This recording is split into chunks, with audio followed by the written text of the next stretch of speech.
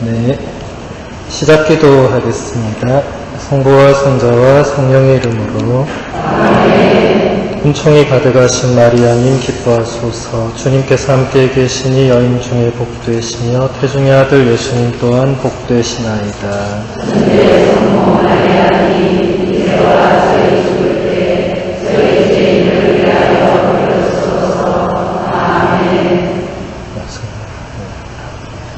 네, 반갑습니다. 네, 방금 소개받은 장재령 파트리시오 신부입니다. 지금 안락성당에서 부주임 신부로 재직 중이고, 우리 송승국 신부님과는 이제 신학교 때 같이 잠시 살았던 인연이 있습니다. 네, 오늘 제가 부탁받은 이 주제가 교부들에게 듣는 전례의 의미와 참여, 이렇게 되어 있습니다. 그래서 금방 신부님께서 성경과 성전, 또 교부 이런 것들을 이제 말씀해 주셨는데, 제가 이렇게 한국에 와서 보니까 우리 신자분들이 성경에 대해서는 이제 어느 정도 알고 계시는 것 같아요. 성경 공부도 많이 하시고, 우리 토연도 성경 공부를 많이 한다고 들었는데 맞습니까? 네. 그래서 성경은 제가 안 물어보도록 하겠습니다. 그런데 제가 신자들한테 성전이 뭡니까? 이렇게 묻는 순간부터 신자들이 이제 당황을 하기 시작합니다. 네. 대부분은 제가 성전이 뭡니까 하면 여기가 성전입니다, 이렇게. 네. 여기도 성전 맞아요, 그죠? 여기도 성전입니다. 예. 이 성체가 모셔져 있는 거룩한 성전 맞죠? 그런데 한자와 원어가 완전히 다릅니다. 아까 송신부님이 얘기할 때 성경과 성전이라고 할 때는, 그때는 이제 전할 전자, 전통 전자 해서 우리 교회의 거룩한 전통을 말하는 것이고, 여기 우리가 지금 앉아있는 이곳 성전은 이때는 전각 전자, 궁전할 때 그 전자를 씁니다. 그냥 거룩한 장소, 거룩한 건물, 거룩한 어떤 그런 곳, 이런 걸 말하는 거죠. 그래서 사실 우리 가톨릭 교회는 성경과 더불어서 성전도 계시의 원천으로 매우 존중되고 있는데, 우리 신자들이 그 부분을 그동안 잘 접하지 못했기 때문에 제가 요즘 이제 계속 그런 것을 전해드리고 있는 중입니다. 그래서 이 성전의 가장 중심이 되는 것이 바로 교부들의 작품들입니다. 교부들은 교회의 아버지라는 말을 이제 한자말을 그대로 음력을 한 건데, 넓게 보면 교회의 아버지니까 지금 우리 교회의 아버지들, 주교님들, 주기경님, 교황님, 우리 신부님들 다 교부가 되겠죠. 근데 전문적인 의미로는 이제 열도사도 이후부터 약 8세기까지 600년의 그 초세기 교회에 그때 활동했던, 그때 우리 정통신앙을 수호하고 교리 내용을 신자들한테 전하고 이단과 싸우고 공회를 열고 성경 목록을 정하고 성경을 해설해주고 이런 모든 활동을 했던 분들을 총칭해서 교부라고 합니다.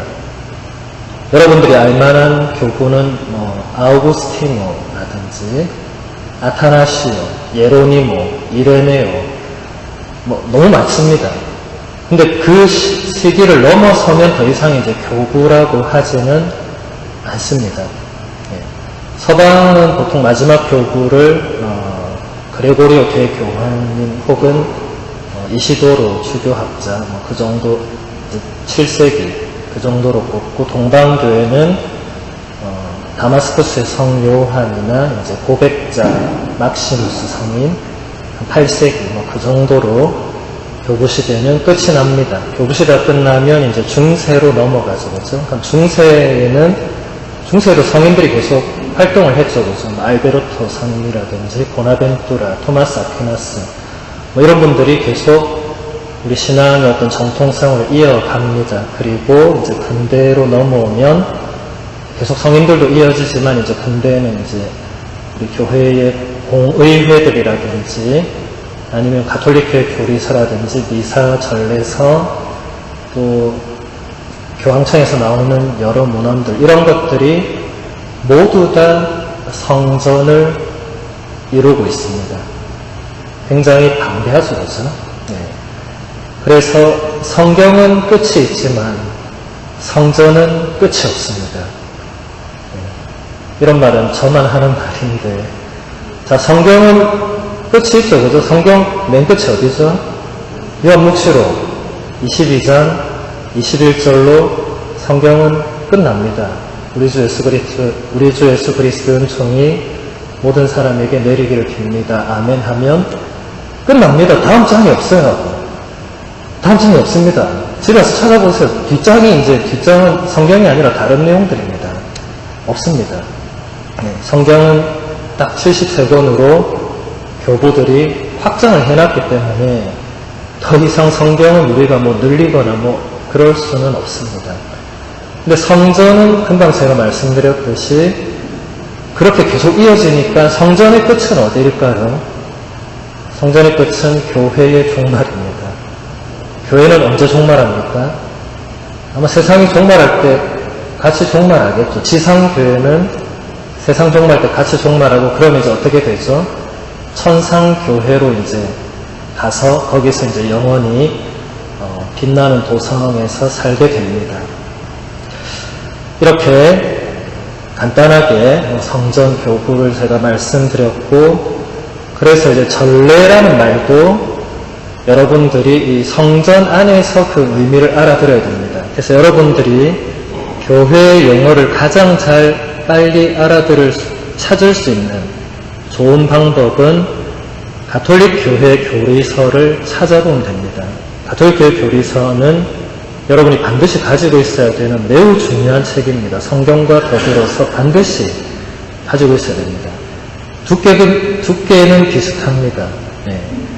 그래서 가톨릭 교회 교리서를 여러분이 그냥 처음부터 읽으시면 참 좋겠지만 아마 좀 어려울 것입니다. 번역의 한계도 있고 또 여러 가지 내용적인 부분이 어려울 건데, 이렇게 전례가 무엇인가 이런 거를 찾을 때는 정말 좋습니다. 가톨릭 교회에서 뒷부분에 이제 보면은 이렇게 주제별로 찾는 그런 게 다 있어요. 전례 이렇게 해서 딱 찾으면 몇 항을 보라고 친절하게 다 써놨어요. 그래서 제가 오늘 시범 삼아 제가 몇 개만 이렇게 찾아왔습니다. 나중에 여러분들도 가서 보시라고. 자, 전례라는 말은 무엇을 뜻하는가? 이렇게 해서 가톨릭 교회 교리서 1069항부터 설명을 매우 잘 해놨습니다. 네, 그래서 제가 일단 1069항을 읽어드리겠습니다. 전례라는 말은 본래 공적인 일, 백성들을 위한 봉사를 뜻합니다. 그리스도교 전통에서는 하느님의 백성이 하느님의 일에 참여하는 것을 의미합니다. 우리 구세주이시고 대사제이신 그리스도께서는 전례를 통해서 당신 교회 안에서 교회와 더불어 교회를 통하여 우리의 구속을 위한 일을 계속하십니다.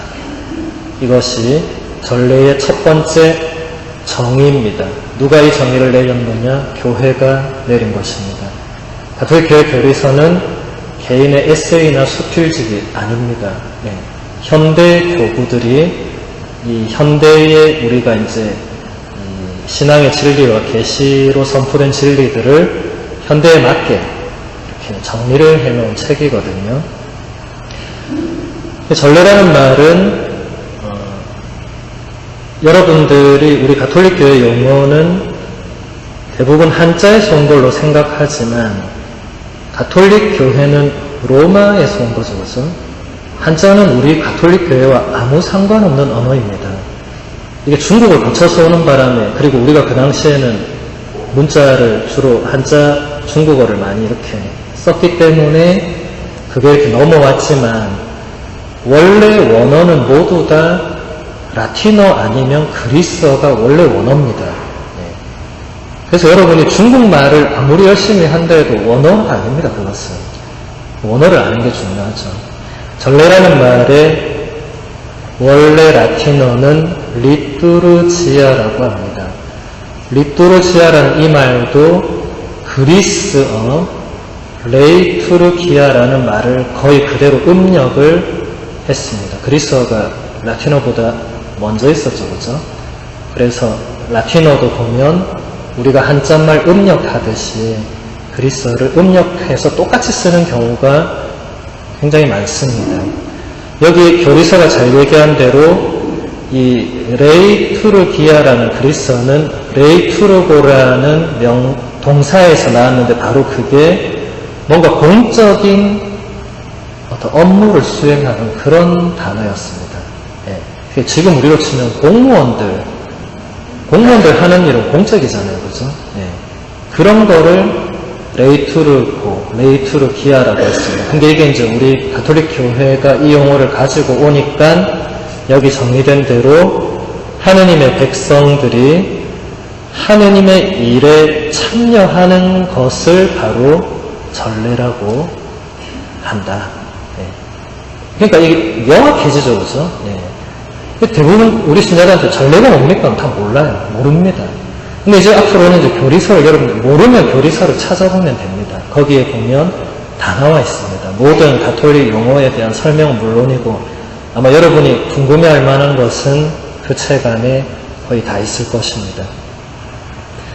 그 다음 1070강을 보도록 하겠습니다. 그대로 읽어드리겠습니다. 신약 성경에서 전례라는 단어는 하느님께 대한 예배의 거행뿐만 아니라 복음 선포와 사랑의 실천도 가리킵니다. 이 모든 경우가 하느님과 인간에게 봉사하는 것을 뜻합니다. 전례를 거행할 때 교회는 유일한 재관이신 주님의 모습을 따라 시종이 되어 그리스도의 사제직, 예언자직, 왕직에 참여합니다.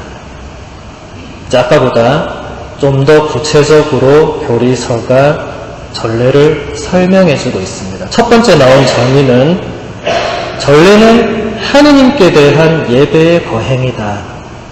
이게 지금 다 교회가 가르치는 전례의 뜻입니다. 네. 여러분 이대로 이해하시면 됩니다. 아까는 굉장히 넓은 의미로 이제 포괄적인 의미로 설명을 했고 이제는 좀 더 들어와서 하느님께 대한 예배의 거행을 전례라고 한다. 그러니까 우리가 드리는 미사, 또 우리가 드리는 세례성사, 병자성사, 어디 자축성, 이런 모든 또 성물도 이런 모든 것들을 다 하느님께 대한 예배를 거행하는 거죠, 그렇죠? 그런 것들이 다 전례가 됩니다. 또 그 다음 정의가 보면 복음 선포와 사랑의 실천도 전례라는 의미를 신약 성경 안에서는 지니고 있다고 교리서가 가르칩니다. 그래서 이 모든 경우가 하느님과 인간에게 봉사하는 것을 의미한다. 그러니까 지금 교리서는 이 굉장히 이 좁은 의미로도 설명하고 또 넓은 의미로 설명하고 또 이런 것이 결국 어떤 방향으로 나아가야 되는지도 설명을 합니다. 그러니까 여기서 우리가 백날 미사를 거행한다고 해서 전례가 끝난 게 아니라 뭐라고 했죠?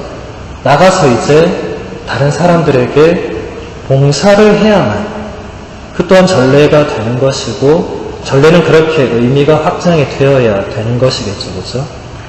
그래서 여기에 보면 우리가 전례를 거행할 때 비로소 우리가 그리스도의 사제직, 예언직, 왕직에 참여한다. 여러분 이 세 가지 직무를 어디서 들어본 적 있습니까? 어디서 들어봤죠? 우리 가톨릭 신자들은 항상 이렇게 질문을 하면 대답을 안 하는 특성이 있더라고요. 저는 그럼 항상 두 가지로 생각합니다. 질문이 그런 쉬운 거를 저희한테 질문하는 것은 예의에 맞지 않습니다. 이런 첫 번째 부류의 분들이 계실 것 같고 두 번째 분들은 주님 저는 그런 거를 신앙생활 몇십 년 해도 단 한 번도 들어본 적이 없습니다. 이런 분들이 계시는 것 같아요. 우리가 예언직, 사제직, 왕직을 언제 받습니까? 세례 성사를 받으면서 우리는 그 세 가지 직무를 받게 됩니다. 정확하게 표현하면 우리는 세례를 받음으로써 이제 예언직, 사제직, 왕직을 수행을 해야 되는 사람들로 다시 태어나게 되는 것입니다. 여기 교리서에 보면 또 설명을 해놨어요. 친절하게. 이 신자들이 잘 모를 수 있어요. 사제직 해가지고는 딱 괄호를 쳐서 예배 이렇게 써놨어요. 그럼 우리가 사제 직무를 수행한다는 건 다른 말로 하면 우리 그리스도교의 공적 예배에 참여하는 것이 사제 직무를 수행한다 이 말입니다. 그러니까 아까 우리가 얘기한 미사 전례라든지 또 다른 그런 준성사 그런 전례 예식들에 우리가 참여할 때 우리는 사제 직무를 이미 수행하고 있는 겁니다. 그럼 저하고 여러분하고 차이는 뭐죠? 저는 그것을 이제 제 직무로 이제 여기서 수행하는 거고 여러분들은 참여함으로 해서 같이 수행하죠. 그래서 우리 사제들이 가지고 있는 사제직을 직무사제직이라고 하고 여러분이 가지고 있는 사제직을 보편사제직이라고 합니다. 근데 어쨌든 내용은 같습니다. 예수 그리스도의 희생을 통한 하나님께 드리는 공적인 예배에 모두가 참여하는 것입니다. 그 다음에 예언직 해놓고 괄호를 해놓고 뭐라고 해놨냐면 복음 선포 이렇게 되어 있습니다. 예. 우리가 말하는 예언은 세상이 말하는 예언과 완전히 다릅니다. 세상에서 말하는 예언은 무엇을 의미하죠? 앞날에 일어날 일을 미리 맞추는 거죠, 그죠? 네. 그래서 우리 신자들이 가장 잘 가는 집이 어딥니까? 점집, 철학관 이런 데 가잖아요. 그거 왜 갑니까? 앞날이 궁금하잖아요. 우리 애가 이번에 결혼을 하는데 결혼 날짜를 잡아야 되겠는데 이러면 신부한테 와서 물어야 되는데 전부 점집 가가지고 우리 애가 생일이 며칠고 저 결혼할 여자는 언젠데 가장 좋은 기일이 언제입니까? 이런 거를 거기 가서 찾고 예. 됩니까? 안 됩니까? 안 됩니다. 그죠? 결혼 날짜 잡을 때 성당에 신부님한테 와서 신부님 우리 애가 결혼하는데 어느 날 가장 좋습니까? 그럼 우리는 이제 주로 그리스도 왕 대축일, 예, 성모 승천 대축일, 예, 우리 좋은 날이 얼마나 많아요. 예. 우리 그런 좋은 날에 결혼하면 얼마나 더 은총을 받겠어요. 그죠? 예. 그래서 우리가 말하는 예언직은 구약의 예언자들도 앞날을 미리 예고하는 일이 아니었죠. 그들은 뭐 했습니까? 하느님의 말씀을 받아서 전하는 걸 예언이라고 했죠. 예. 그런데 우리가 세례를 받으면서 그 직무에 참여한다는 건 그건 다른 말로 하면 뭐죠? 우리도 하느님의 말씀을 받아서 다른 사람에게 전해야 되죠. 신부들만 해야 되는 거 아닙니다. 여러분도 해야 됩니다. 근데 그렇게 하려면 여러분이 그럼 뭐부터 해야 되죠? 하느님의 말씀이 기록되어 있는 성경부터 읽어야 되겠죠. 근데 읽기만 한다고 나가서 선포가 됩니까? 안 되죠. 그래서 뭐 해야 되죠? 성경 공부를 해야 되는 것입니다. 토연성당은 열심히 하고 있다고 하니까 거기에 대해서는 더 이상 토를 달지 않도록 하겠습니다. 왜냐하면 우리 토연성당 주임 신부님께서 또 성경 박사 신부님이시니까 제가 감히 이렇게 거기에 대해서는 드릴 말씀이 없고 마지막으로 왕직에 참여하는 것을 이렇게 괄호를 쳐놓고 사랑의 봉사 이렇게 써놨습니다. 이건 여러분 잘 아시겠죠? 그리스도의 왕직에 참여하는 게 왜 사랑의 봉사인가? 이게 왜 그렇죠? 네. 훌륭한 분들이 계십니다. 예수님 직접 뭐라고 했죠? 나는 섬김을 받으러 온 것이 아니라 섬기러 왔고 많은 이들의 몸값을 위해서 스스로 목숨을 바치러 왔다. 우리의 왕이신 예수님께서 섬김을 받으러 온 게 아니라 섬기러 왔다고 하셨기 때문에 우리도 우리의 왕직도 바로 다른 사람을 섬기는 이걸 좀 더 이제 고상한 표현으로 이제 사랑의 봉사다 이렇게 한 것이죠. 여러분, 우리 예수님께서 최후의 만찬 직전에 제자들에게 마지막으로 뭘 해줬죠? 네, 제자들 발을 한 사람 한 사람 다 씻겨줬죠, 그죠? 네, 이게 어디 나오죠, 이게? 성경 어디 나오죠? 네, 루테안 성당은 아직 요한복음까지 공부를 안 했나 봅니다. 네. 이 내용은 요한복음서에만 나옵니다. 네. 몇 장에 나옵니까? 13장에만 나옵니다. 저는 이럴 때 굉장히 슬퍼집니다. 신부로서 사는 것이. 제가 이렇게 개신교 신자들하고 이런 얘기하면 개신교 신자들은 신이 나서 막 설명해요. 신부님 그게 어디 몇 장 몇 절에 뭐가 나오고 이걸 우리 목사님은 이렇게 해석하고 우리는 뭐 막 이러는데 우리 신자들은 이게 어디 나옵니까? 그때부터 묵묵부답해요. 이게 요한복음 13장에 나온다 이렇게 해도 신자들이 그런 부분에 그런 게 있었나 이런 눈빛으로 네, 그건 슬픈 일이죠, 그죠? 네, 우리 준신부님이 성경 박사신데 그러시면 안 됩니다. 요한복음서 13장을 반드시 읽어보시기 바랍니다. 거기 보시면 예수님께서 제자들 발을 직접 씻어주시죠. 그러면서 뭐라고 하죠, 예수님이? 내가 너희에게 한 것처럼 너희도 서로 그렇게 하라고 내가 본을 보여준 거다, 이게. 이게 바로 우리 그리스도인들의 왕직이 되어야 되는 겁니다. 네. 그렇다고 해서 오늘부터 집에 가자마자 뭐 가족들 계속 발 씻겨주고 이런 의미가 아니고, 네. 그런 마음으로, 그런 자세로 우리가 다른 사람들을 위해서 살아야 되겠다. 이런 모든 것이 전례의 이 광범위한 의미 안에 들어간다는 것입니다. 네. 그 다음 1072항을 보겠습니다. 그대로 읽어드리면 거룩한 전례가 교회 활동의 전부는 아닙니다. 전례에 앞서서 복음 선포와 신앙과 회개가 먼저 이루어져야 합니다. 그래야 비로소 전례는 신자들의 생활 안에서 열매를 맺을 수가 있습니다. 그 열매는 바로 성령에 따르는 새로운 삶, 교회 사명의 참여, 그리고 교회의 일치를 위한 봉사입니다. 저는 가톨릭 교회 교리서를 이렇게 읽다 보면 정말 친절하게 잘 써놨다 이런 걸 많이 느껴요. 그냥 전례가 무엇이다 이렇게 설명만 그치지 않고 구체적으로 설명도 했다가 이게 다시 잘 되려면 이렇게 진짜 잘 해놨어요. 네. 가톨릭 교회 교리서 이 최종본을 작업한 분이 지금 이제 저 골방에 물러나 계시는 베네딕토 16세 교황님이 한창 잘 나갈 때 신앙교리성 장관할 때 그때 그분이 이제 전 세계 최고의 이 교리 이쪽 이 신앙교리 관련된 분들 다 모아가지고 그때 가톨릭 교회 교리서를 이제 작업을 하신 겁니다. 그래서 이 교리서는 토를 달기 없습니다.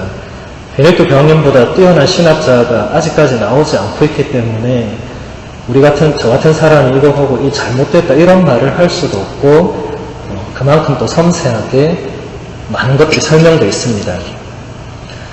여기서 정말 중요한 게 전례에 앞서서 세 가지가 이루어져야 된다고 교리서가 가르치고 있습니다. 복음 선포, 그 다음 신앙, 그리고 회개.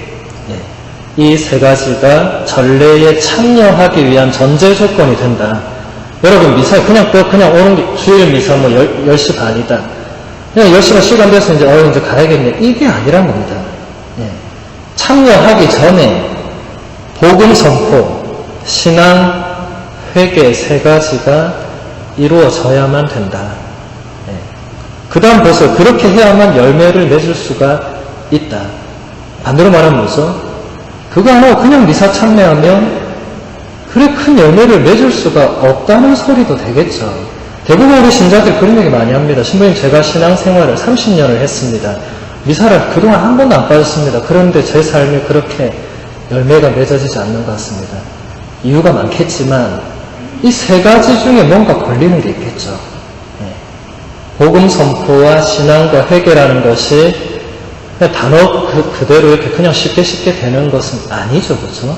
하나하나가 우리가 하나하나를 얻기 위해서 노력해야 되는 것들이 상당히 많습니다. 예를 들어서 회개. 여러분, 회개가 무슨 말이죠? 예? 하나님께 돌아가는 것. 예. 비슷한 의미입니다. 회개는 그리스어 메타노이아를 번역을 한 거예요. 예. 그리스어 메타노이아는 그리스어 동사 메타노에오라는 동사에서 파생된 말입니다. 예. 메타라는 전치사는 방향을 바꾸는 겁니다. 노에오는 생각하다입니다. 그러니까 회개의 원래 뜻은 생각을 바꾸는 것입니다. 생각의 방향을 바꾸는 것입니다. 그 어느 쪽으로 바꾸는 거죠? 네, 금방 자매님 얘기했듯이 하느님 쪽으로, 교회 쪽으로, 선한 쪽으로, 인간의 본능과 반대되는 쪽으로, 죄의 경향과 반대되는 쪽으로 이렇게 생각을 바꾸는 것입니다. 네. 생각을 바꿔야만 뭐가 바뀌겠죠? 행동이 바뀌겠죠, 그렇죠? 행동이 바뀌면 뭐가 바뀝니까? 예, 습관이 바뀌겠죠. 예, 습관이 바뀌면 뭐가 바뀝니까? 성격이 바뀌겠죠. 성격이 바뀌면 뭐가 바뀝니까? 예, 운명이 바뀐다고. 이것은 제 말이 아니라 부처님께서 하신 말입니다. 아마 아는 분들이 있을 겁니다. 예. 근데 부처님도 딱 보니까 이 생각이 바뀌는 게 제일 중요하다. 생각이 안 바뀌면 행동이 바뀔 수가 없죠. 근데 행동이 안 바뀌는데 습관이 바뀔 수가 없죠. 습관이 안 바뀌는데 그 사람 성격이 바뀐다. 이건 말도 안 되는 소리죠. 그죠? 예.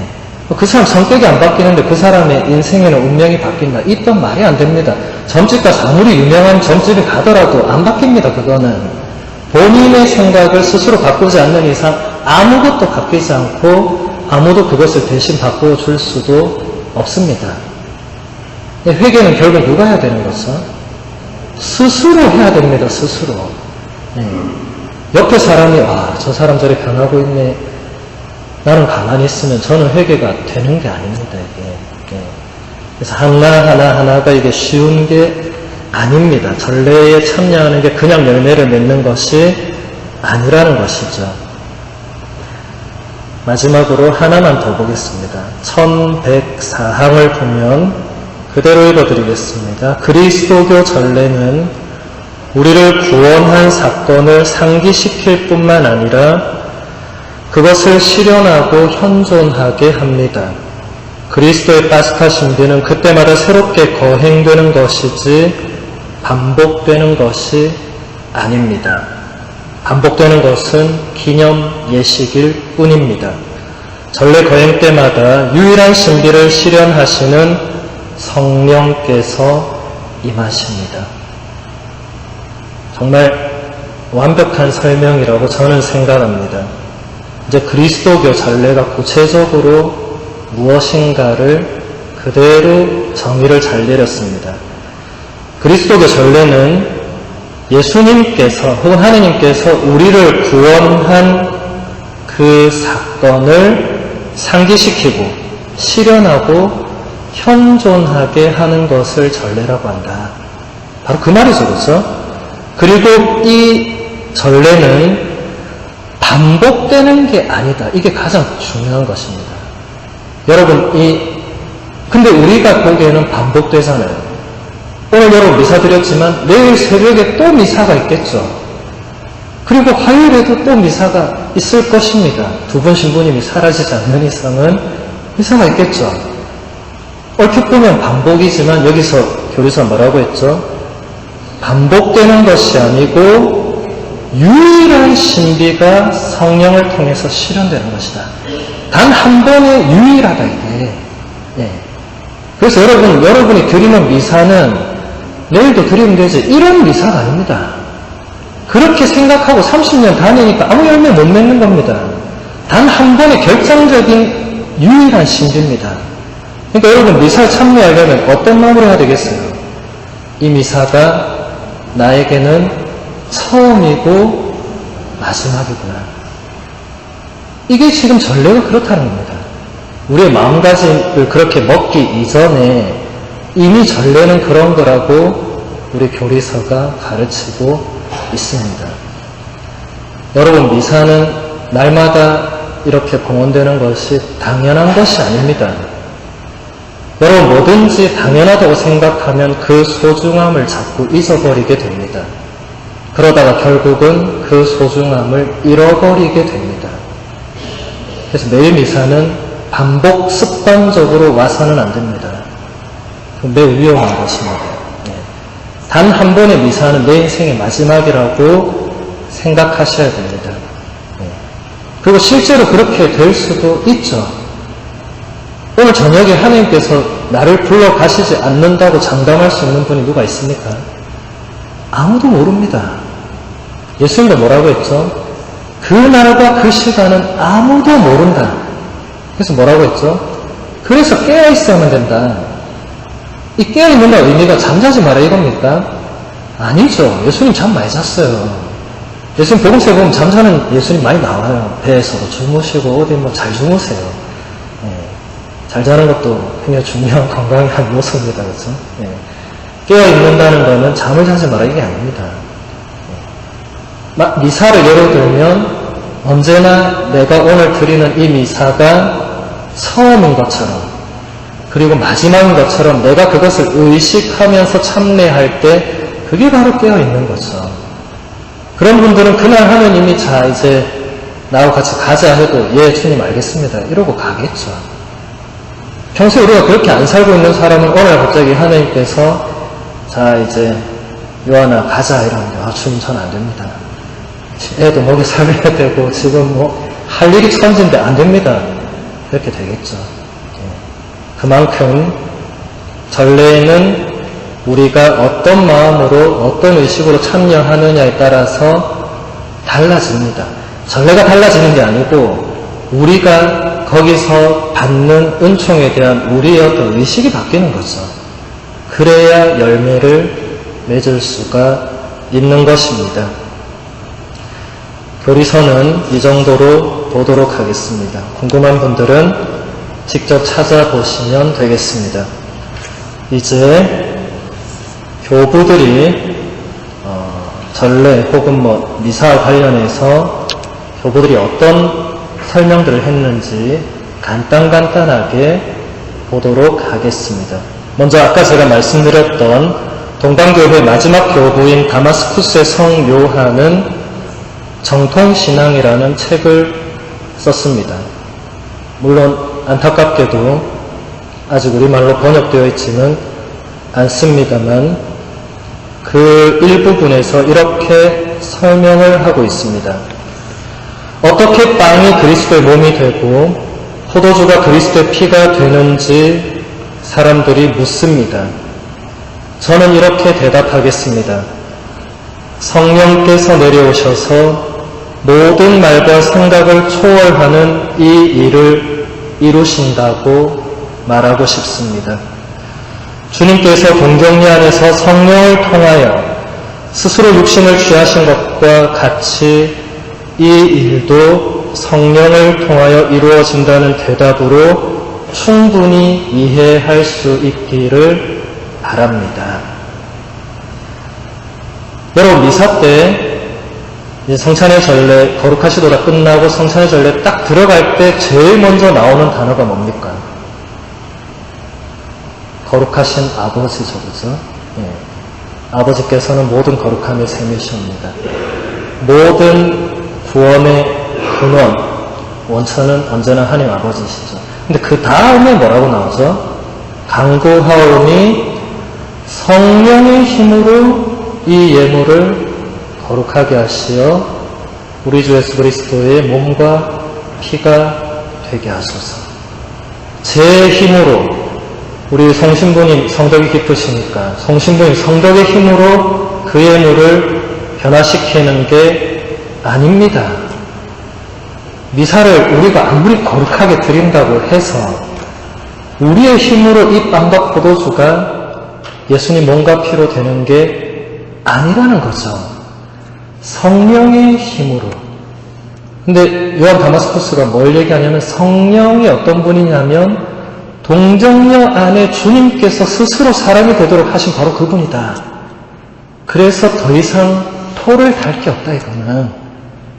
어떻게 빵이 예수님 몸이 되냐 묻는데 내가 대답할 수 있는 거는 하나님의 아들이 동정녀 안에 사람이 되게 하신 그분의 힘으로 되게 한다. 끝. 이게 끝이다. 여러분, 신앙의 신비라는 것은 내가 이해할 정도면 그거는 신앙의 신비가 아니겠죠. 내 지성, 내 이성으로 뭐 그럴만하네 이러면은 그거는 기적이 아닙니다. 신앙을 요하지 않는 거죠. 상식 안에서 해결되는 거는 굳이 신앙이 필요 없죠.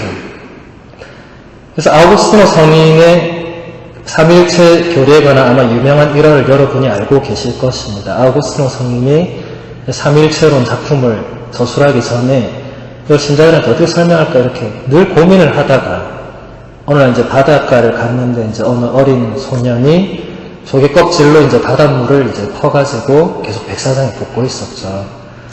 꼬마야 뭐하니 이러니까 저는 이 바닷물을 조개 껍질에 다 담아가지고 이렇게 옮기려고 한다고 백사장에. 아우구스티노 형이 들으니까 뭐 기가 찬 거예요. 뭐 말도 안 되는 소리를 하고 있나 이러고 있는데 그 소년이 탁 사라졌어.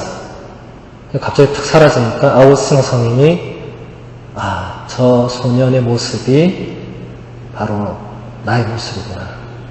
저 무한한 바닷물, 저 무한한 삼일체의 신비를 조개 껍질로, 그러니까 아우구스티노 성인의 지성으로 담아서 백사장에 부으려고 했던, 담아서 신자들에게 알려주려고 했던 본인의 어리석음이 바로 저것이다. 신비는 그런 것입니다. 어떻게 신부님 동정녀로 잉태하고 동정으로 출산합니까? 저는 애를 낳았지만 그럴 수 없습니다. 라고 엄마들이 강력히 주장합니다. 사실 그럼 할 말은 없죠, 저도. 전 애 낳아본 적도 없고 할 말은 없지만 그때 천사가 뭐라고 했죠, 성모님한테? 하느님께는 불가능한 일이 없다. 이 마지막 말에 성모님이 그대로 이루어지기를 바란다고 한 것이죠. 하느님께는 불가능한 일이 없다. 그러니까 여러분, 하느님을 너무 그렇게 낮게 보면 안 되는 겁니다. 이 정도 이렇게 생각할 그런 분이 아니, 무한한 분이죠. 우리는 유한한 피조물이고 그분은 무한한 창조주신데 어떻게 감히 하느님 하시는 일에 나는 못 믿겠다. 물론 본인 못 믿는 건 상관없지만 본인 그런 식으로밖에 안 되는 거고 세상을 창조하신 분이 동정녀 몸 안에 들어간 것도 본인이 하고 싶다면 하는 거죠. 그게 어떻게 그렇게 됩니까? 하면 누가 대답을 하겠습니까? 그럼 세상을 어떻게 창조했을까? 그거 누가 대답해요? 그런 것은 이 서로 그런 걸 따지면은 아무것도 안 이루어집니다. 하지만 여러분들이 기억해야 될 것은 성령께서 하시는 일이다. 인간의 모든, 여기 요한 다마스쿠스도 그래놨죠, 그렇죠? 인간의 우리의 그런 말과 생각을 다 초월하는 그런 일이다, 이게. 그런 게 신비인 거죠, 신비. 우리가 거기에 대해서 난 도저히 이해가 안 돼. 이해가 안 되니까 신비지. 내가 이해가 되면 그건 신비가 아니죠. 내가 알고 있는 지식의 단편일 뿐이죠, 그렇죠? 신비를 대하는 여러분들의 마음 자세도 정말 생각해 볼 필요가 있겠습니다. 다음으로 제2차 바티칸 공의회 문헌 가운데 전례헌장이라는 문헌이 있습니다. 제2차 바티칸 공의회 문헌은 4개의 대헌장, 그 다음에 이 9개의 교령, 그 다음 3개의 선언, 이렇게 광대하게 이루어져 있는데 그 첫 번째가 전례헌장입니다. 가장 중요하다는 거겠죠, 그죠? 그 전례헌장을 여러분 전례 담당 혹은 전례 봉사하는 분들은 전례헌장을 반드시 읽어보셔야 됩니다. 처음부터 끝까지. 읽고 나서 궁금하거나 모르는 게 있으면 송신부님께 물어보시면 됩니다. 저는 안락에 있어서 바쁘니까 저한테까지 안 오셔도 송신부님께서 충분히 커버할 수 있다고 저는 생각합니다. 14항 일부만 제가 한번 읽어드리겠습니다. 어머니인 교회는 모든 신자들이 전례 거행에 의식적이고 능동적으로 완전히 참여하게 되기를 간절히 바랍니다. 이와 같은 참여는 바로 전례의 본질이 요구하는 것이며 또 선택된 민족, 왕다운 사제, 거룩한 결례, 하느님의 소유가 된 백성인 그리스도인은 세례의 힘으로 그 참여에 대한 권리와 의무를 가집니다. 네. 오늘 여러분에게 가장 교회가 해드리고 싶은 말이 아닌가 싶습니다. 일단 어머님 교회. 여러분 어머님 교회란 말을 많이 들으실 건데 왜 교회를 어머니라고 부를까요? 네? 예, 하느님 아버지시고 예. 예. 예. 예. 네. 네. 네. 한 70점 정도. 네. 그래도 훌륭한 대답입니다. 안 하는 분들보다 100배 낫습니다. 네. 어머니의 가장 큰 역할은 뭐죠? 자녀를 낳는 거죠. 자녀를 기르죠. 바로 그것을 비유하고 있는 겁니다. 왜 교회가 어머니가 되냐면 끊임없이 세례성사로 새로운 하느님의 자녀를 낳고 그들을 하느님의 말씀과 교회의 성사로 길러주죠. 이것은 교회밖에 할 수가 없습니다. 교회 밖에서는 이런 것을 하고 싶어도 못합니다. 네. 그래서 교회를 거룩한 어머니라고 표현하는 것입니다. 오늘도 우리 안락성당은 30명의 새 영세자가 하느님의 자녀로 새로 태어났습니다. 그리고 35명의 예비자가 다음 주부터 바로 또 교리를 시작하게 됩니다. 이렇게 끊임없이 새 자녀를 낳고 기르는 바로 그 역할에 교회를 어머니라고 하는 것입니다. 그러니까 이 어머니 되는 역할은 우리 모두가 하는 겁니다. 기존의 우리 신자들이 다 하는 거예요. 저나 성신부님 둘만 하는 거 아닙니다. 우리 둘만 어머니 역할은 우리 죽을 수도 있어. 너무 힘들어가지고. 다 같이 하지, 다 같이. 예, 물론 예비자 교리 주로 저희가 하지만 그 예비자들을 끊임없이 또 뒤에서 이렇게 이끌어주고 또 친교도 맺고 하는 거는 기존 신자들이 해야 될 일이죠. 우리가 이런 거 하도 안 하니까 예비자들이 세례받고 몇 개월 만에 교회를 떠납니까? 3개월 안에 다 떠나잖아요. 진짜 다 떠납니다. 네. 주면 뭐하나 싶은 생각이 들 정도로 다 떠나는데 거기에는 결국 그 또한 우리 책임이죠. 그들의 책임이라고 다 할 수는 없죠. 네. 어머니 역할은 우리도 같이 해야 됩니다. 근데 어머니 교회가 간절히 바라는 한 가지를 이 공의의 문헌에 적어놨어요. 모든 신자들이 전례 거행에 의식적이고 능동적으로 완전히 참여하게 되는 것을 가장 바란다. 네. 그럼 이 반대로 말하면 뭐죠? 신자들이 전례 참여할 때 이렇게 안 한다는 소리겠죠.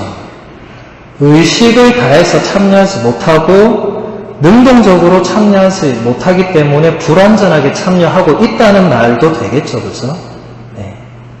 여러분 미사 참여할 때 여러분의 그 시간을 돌아보시면 금방 답이 나옵니다. 저는 미사를 드릴 때 슬퍼질 때가 가끔 있습니다. 신자들이 이렇게 미사 드린다 와서 앉아 있는데 몸은 여기 있는데 마음은 딴 데 가 있는데 신부는 딱 보면 알거든요. 모를 것 같죠, 여러분? 다 압니다. 여기 서는 순간 모두 다 압니다. 설사 저하고 눈이 마주쳐도 저 사람이 정말 나를 의식적으로 향하고 있는지 아니면 집에 있는 딸애를 생각하는지 가스를 껐는지 이 생각하는지 딱 보면 압니다. 네. 그럼 슬퍼지죠. 네. 강론을 딱 시작하려고 하는데 저와 동시에 주보를 딱 펴는 분들이 많습니다. 저는 강론하고 그분은 주보를 읽습니다. 이게 뭐죠, 이게? 이게 전례에 의식적이고 능동적으로 참여하는 것입니까? 아니죠. 네. 미사 시작과 더불어서 고개를 숙이고 한 번도 들지 않는 분들도 있습니다. 그분은 나름대로 나는 의식적으로 능동적으로 참여하고 있다고 생각할 수 있겠지만 저는 좀 아닌 것 같습니다. 네. 왜 어머님 교회가 그것을 가장 간절히 바라겠습니까? 전례안에서 여러분들이 진짜 그런 하느님의 원천으로부터 나오는 그 말씀과 성사로부터 받는 그걸 제대로 받지 못하고 삶의 자리로 돌아갔을 때 무슨 큰 변화가 있겠어요. 그러니까 성당에 왔다가 다시 나가서 세상으로 돌아가면 그냥 세속적으로 살다가 일주일에 한 번 성당 와서 미사도 이런 분들이 너무 많잖아요. 그죠? 이건 신앙인의 삶이라고 하기는 어렵겠죠. 저는 그런 분들은 신앙인이라고 표현하지 않고 종교인이라고 표현합니다. 그냥 종교를 가지고 있는 사람, 종교 안에 천주교, 불교, 개신교 체크하는 사람. 그래서 일주일에 한 번 미사는 오는데 그 외의 모든 삶은 그냥 세상 사람들과 똑같이 혹은 세례를 받기 전과 똑같이 그렇게 사는 분들을 신앙인이라고 부르기는 어렵다. 그래서 저는 그냥 종교인이라고 부릅니다. 그래야 제 마음이 편하더라고요. 미사 중에. 모두가 신앙인이면 좋겠는데 하고 이를 보면 오늘도 종교인들이 몇 분 계시는구나. 이렇게. 네. 근데 그분들을 위해서 저는 더 많이 기도합니다.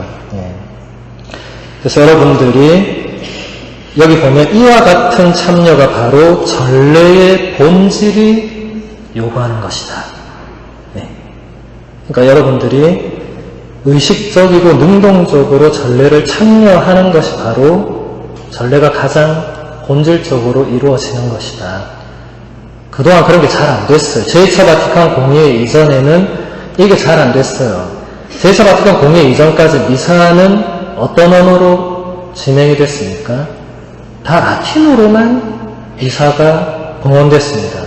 그러니까 라틴어를 아는 사람은 의식적이고 능동적인 참여가 됐지만 라틴어를 모르는 대다수의 신자들은 의식적이고 능동적인 참여가 하나도 안 됐습니다. 그리고 제2차 바티칸 공의회 이전에는 제대가 이렇게 앞으로 안 나와 있고 어디에 있었냐면 저 십자가 밑에 또 붙어 있었어요. 신부님 미사를 드리면 올라와가지고 신자들을 보고 주님께서 여러분과 이게 아니고 저 벽을 향해서 주님께서 여러분과 함께 이렇게 했어요. 1시간 내내. 네. 그러니까 신자들은 미사 중에 신부가 뭔 말을 하는지도 하나도 모르겠고 신부가 미사 중에 뭘 하는지도 하나도 모르겠으니까 옛날 어른들이 미사 때 주로 뭘 했습니까? 묵주기도를 많이 바쳤어요. 1시간 동안 할 게 없으니까. 예.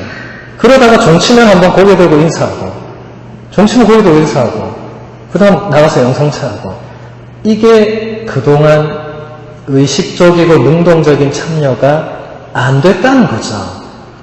그래서 제2차 바티칸 공의회가 그것을 다 바꾼 것입니다. 2000년 동안 이어져온 전통을 바꾸는 건 쉬운 결정이 아니겠죠. 근데 그만큼 이 2차 바티칸 공의회에 참여한 이 교구들, 그분들이 바랬던 것은, 그리고 교회가 그때 바랬던 것은 정말 신자들이 이제는 미사 안에서 정말 의식적이고 능동적으로 참여하는 게 가장 중요하다, 이게. 그게 그동안 안 되었다. 자, 그러면 오늘 아까 여러분이 드린 미사는 어느 나라 말로 봉헌이 됐습니까? 혹시 동신부님이 뭐 영어 미사 이런 거 하는가요? 한글로 정말 부산 사투리까지 써가면서 하잖아요. 그리고 여기서 하잖아요. 뭐 하는지 다 보이잖아. 신부님 딴짓 할 수 있습니까? 없습니까? 없죠. 뭐 성심이 딴짓도 안 하겠지만 보이잖아. 한국말로 하고. 혹시 여러분 미사 중에 못 알아듣는 말 있습니까? 혹시? 하나도 없잖아요. 근데 왜 의식적이고 능동적인 참여가 안 됩니까? 이 문제가 어디 있는 거죠? 이젠 여러분에게 있는 거죠.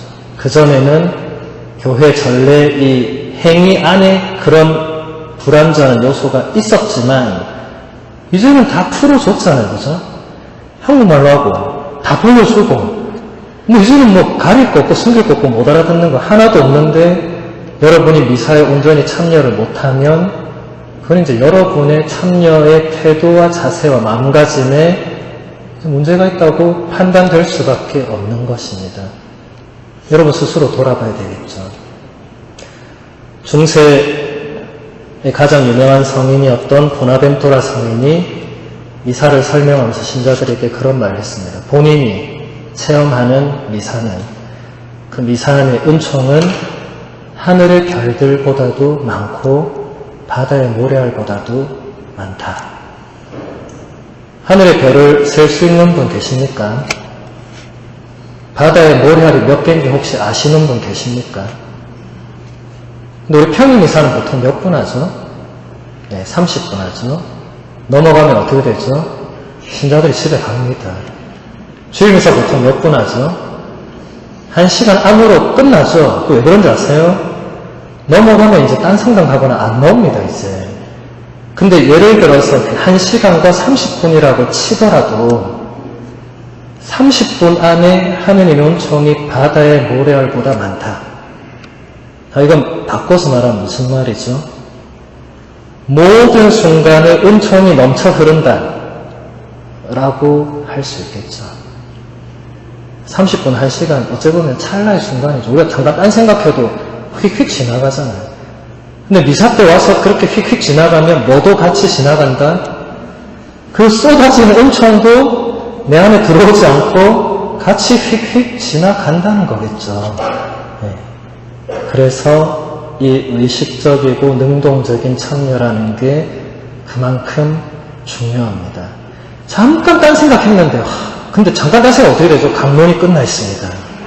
진짜 신기하죠? 앞에서 저는 막 10분을 막 열심히 떠드는데 듣고 있는 사람은 벌써 끝났네? 이렇게 되는 거죠.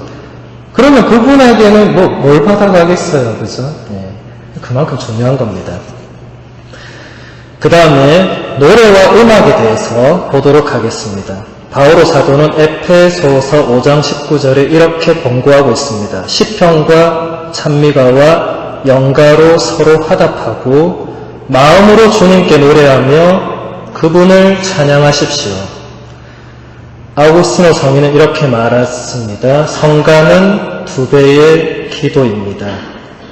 고백록을 일부분을 읽어드리겠습니다. 성당에 울려 퍼지는 찬미가와 송가와 감미로운 노래들을 듣고 얼마나 제가 눈물을 흘렸는지 모릅니다.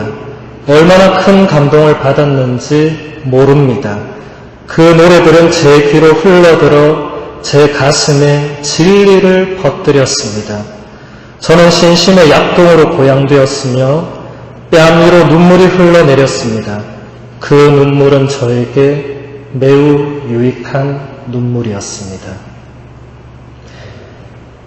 오늘 미사 때 성가 들으면서 이렇게 눈물 흘린 사람 손 들어보세요. 신부님 저도 되게 아우구스틴 성인이 제 오늘 미사 때랑 똑같은 마음을 저렇게 책에 써놨는지 모르겠습니다. 이런 분 손 들어보세요. 나 정말 성인의 마음은 내 마음이구나. 아무도 없습니까? 네.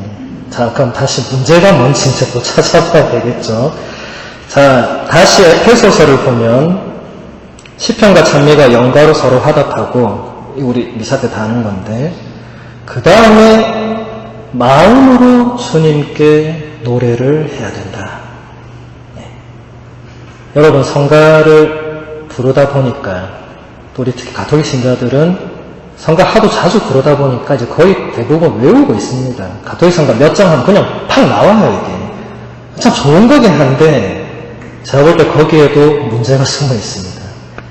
그냥 하는 거예요 성가를. 그냥 이게 입에서 나오니까 그냥 부르는 거예요. 네.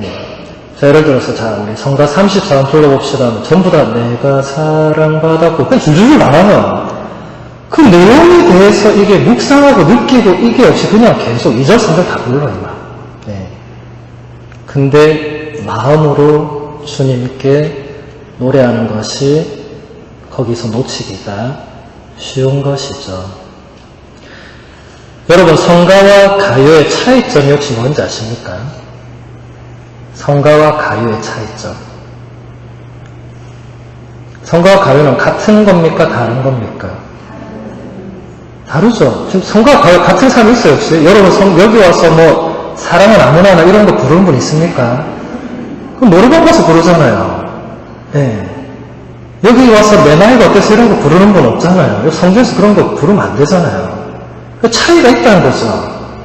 차이가 뭡니까, 근데? 박자가 다릅니까? 이 성가, 가요는 주로 트로트, 옴짝이 주 멜로디가 되고, 성가는 파이프 오르간을 치고, 그 차이니까?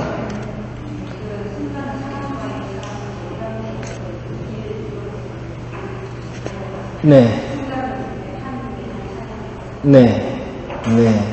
아까보다 점수가 계속 올라가는 것 같아요. 네. 결정적인 차이는 딱 한 가지입니다. 듣는 대상이 다르다.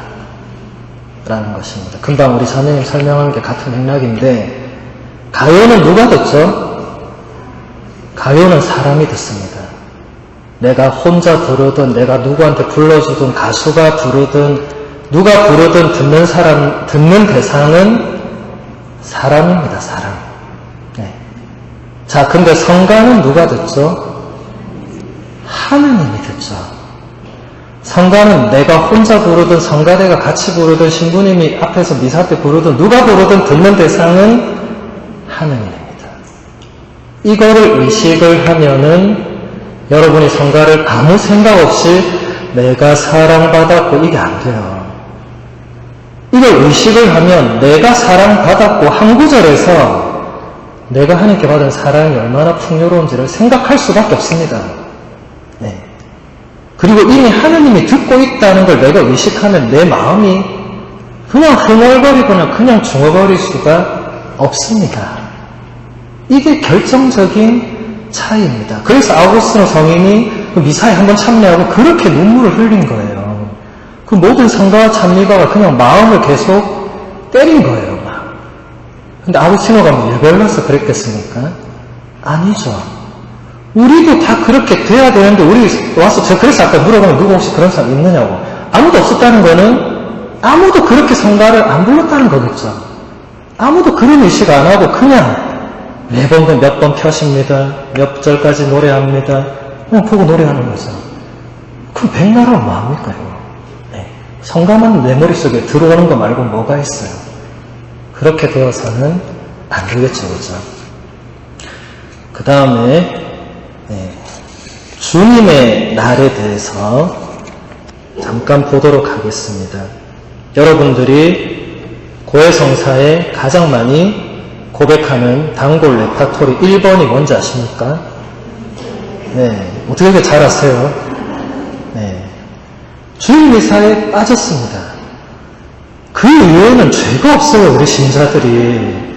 저는 그게 신앙의 신분인 것 같습니다.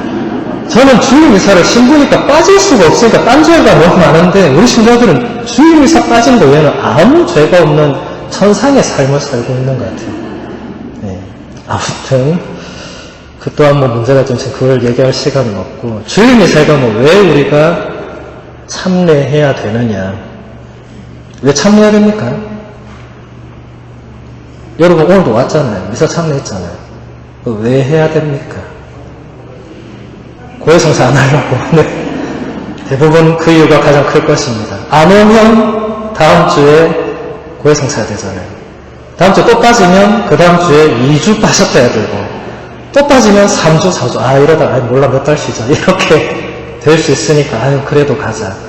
네, 이거는 이제 상당히 인간적인 이유고, 물론 가장 중요한 이유는 주일을 거룩히 지내라는 우리 10계명의 이제 그 계명을 지키기 위한 것도 물론 있고, 가톨릭교회 교리서는 1166항에 보면 이렇게 설명합니다. 주님께서 당신 잔치에 초대하신 모든 신자들의 공동체가 부활하신 주님을 여기서 만나게 되므로 주님의 만찬이 이날의 중심이 됩니다.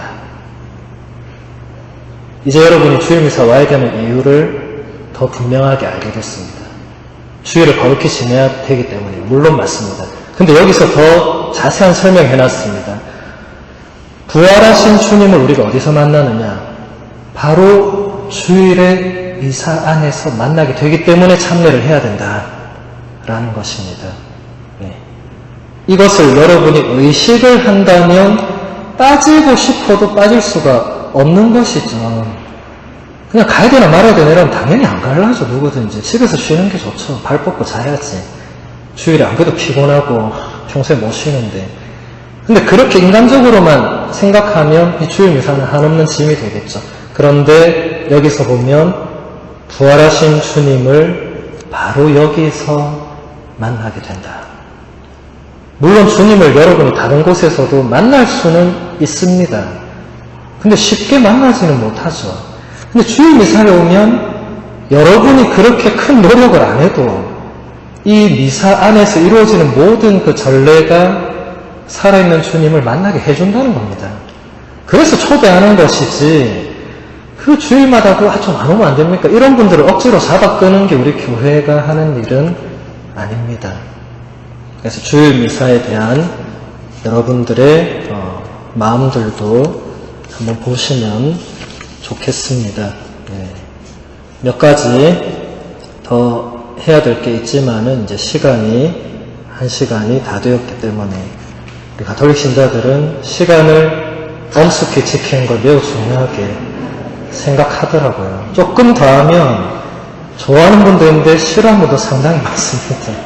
그래서 여기서 마무리를 하면서 마지막으로 요한 바오로 2세 성인 교황님의 교서 주님의 만찬 3장의 한 부분을 마침 기도로 읽어드리도록 하겠습니다. 교회와 세상은 마땅히 성체를 공경해야 합니다. 예수님께서는 이 사랑의 성사 안에서 우리 모두를 기다리고 계십니다. 흠숭 안에서 신앙으로 충만하며 중대한 잘못과 세상의 죄를 속죄하겠다는 열린 마음으로 드리는 묵상 안에서 예수님을 만나러 가는 시간을 거부하지 맙시다. 우리의 흠숭이 중단되는 일이 있어서는 결코 안 됩니다. 영광의 성부와 성자와 성령께